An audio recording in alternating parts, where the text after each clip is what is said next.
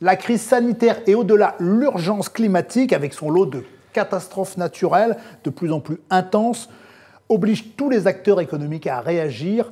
Évidemment, de par son rôle clé dans l'économie, la finance a un rôle à jouer. Et alors, pour en parler, j'ai le plaisir de recevoir Olivier Nicolas, membre du comité exécutif de LCL. Olivier Nicolas, bonjour. Bonjour. Alors moi, je sais que chez LCL, vous avez des convictions sur le sujet. Quelles sont-elles? Oui, on a vraiment des convictions sur le sujet. La première d'entre elles, je crois, c'est le sentiment d'urgence par rapport au réchauffement.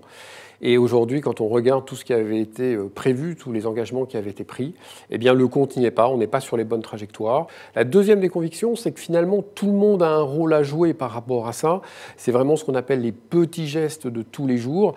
Vous l'avez dit, la finance a un rôle à jouer. Et au sein de la finance, je dirais, l'épargne a évidemment un rôle important à jouer. Et puis, la troisième conviction, c'est que pour arriver à ça, il faut revoir un certain nombre de choses, il faut créer des nouveaux produits, il faut dessiner nos produits, nos gammes à destination de la lutte contre le réchauffement climatique. En matière de gamme de produits, vous avez décidé d'aborder le sujet quand même très différemment. Le problème, à la base, pour nous, il tient sur 2-3 points d'équilibre très importants. Le premier, c'est qu'il faut qu'on ait d'abord des produits qui soient efficaces par rapport à la lutte contre le réchauffement climatique, c'est-à-dire que l'euro investi du client, eh bien, il sert efficacement à lutter contre le réchauffement climatique, à favoriser les bons comportements, à favoriser la transition énergétique. La deuxième conviction que l'on a, c'est que finalement, on ne peut pas raisonner simplement produit parce qu'on va perdre beaucoup de la puissance que l'on veut donner et on va s'éloigner des fondamentaux de la gestion de patrimoine. Et donc tout ça passe vraiment par la création d'une gamme de produits vraiment qui va cocher toutes les classes d'allocation d'actifs pour permettre à chacun d'investir, d'orienter son épargne sur les produits qui vont lui correspondre, sur lesquels il va avoir une sensibilité et qui vont agir pour le climat. Et puis la troisième, je crois, conviction, c'est que dans cette approche, la performance, la sécurité, la rentabilité n'est pas du tout antagoniste de la cause que l'on suit, qui est vraiment de lutter contre le réchauffement climatique. Et donc les produits que l'on propose sont à part entière des produits qui doivent pouvoir générer sur la durée du rendement et produire les attendus d'une gestion patrimoniale digne de ce nom. Large gamme que vous proposez aux clients, qui fait qu'en fait, dans cette gamme, il peut choisir à peu près n'importe quel type de produit immobilier, action. Exactement. On est parti vraiment des fondamentaux de la gestion patrimoniale en se disant, en gros, il y a deux grandes familles de produits. Il y a les actifs financiers, puis il y a les actifs réels.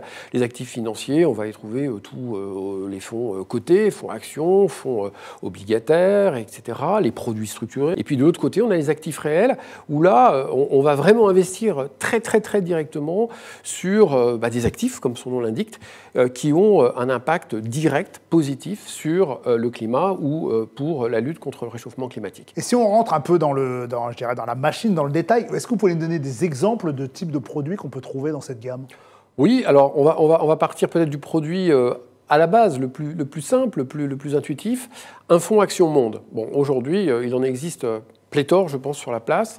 Nous, ce qu'on a souhaité faire avec CPR, avec qui on a travaillé très en amont sur le projet, c'est de dire, dans l'univers des actions Monde, il y a des sociétés, des compagnies qui sont plus ou moins vertueuses. Donc déjà, on va essayer d'orienter nos investissements sur ces sociétés-là.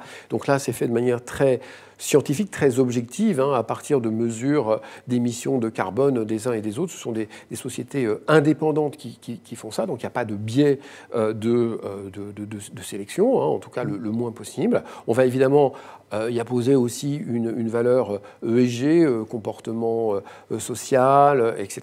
Et puis, à la fin des fins, on va regarder quelle est l'émission résiduelle de carbone du portefeuille tel qu'il est construit. Et cette émission résiduelle, eh bien, on va la compenser par des programmes de reforestation ou de maintien de la forêt ou de la biodiversité. Et j'imagine que dans cette démarche, l'importance du conseiller est primordiale pour expliquer votre démarche. Bien sûr. Donc les conseillers, d'abord, inutile de vous dire qu'ils sont très acquis à cette cause parce que nos conseillers, comme tout à chacun, ont envie de faire quelque chose pour la planète. Et là, ils voient bien, au travers de cette gamme dont on a vu une des composantes, qu'ils ont véritablement un instrument à exposer à leurs clients pour expliquer exactement quel est l'impact et en quoi l'orientation d'une partie de leur patrimoine sur ce fonds ou sur cet actif versus d'autres fonds ou d'autres actifs plus classiques a un effet très positif sur la planète et sur la lutte contre le réchauffement climatique. Et alors justement, quel est l'accueil de ces clients par rapport à ces gammes de produits? Alors l'accueil, il est très bon, même s'il est encore très récent. Et là, en quelques semaines, quelques mois avec l'été, on est bien au-delà de nos plans de marche, avec près de 100 millions déjà collectés sur le fonds action, plus d'une cinquantaine sur le fonds plutôt obligataire ou plutôt diversifié, et puis sur les autres produits qui sont des produits plus à enveloppe fermée, on est tout à fait dans le plan de marche, donc on pourrait même presque se dire que peut-être qu'il n'y en aura pas pour tout le monde, mais c'est pas grave, on en refera d'autres après. Et justement, vous allez certainement enrichir cette gamme de produits. On va en permanence être à l'écoute et regarder qu'est-ce que l'on peut faire et qu'est-ce qu'on peut aussi enrichir dans la gamme, parce qu'aujourd'hui, on a à peu près 6 classes d'actifs. On aura des forêts sous forme de groupements fonciers d'investissement qui vont arriver dans les quelques semaines à venir. Donc ça, la forêt, par nature, c'est vraiment le poumon naturel de l'absorption, pour l'absorption de carbone. Donc, et puis en plus, ça a d'autres avantages à la fois fiscaux, patrimoniaux. Donc ça a toute sa place dans cette gamme.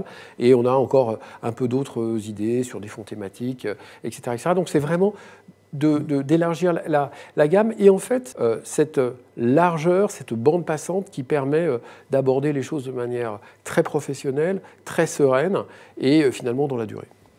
Un beau programme en perspective dont nous reparlerons certainement dans les prochains mois. Olivier Nicolas, merci beaucoup. Merci. Au revoir.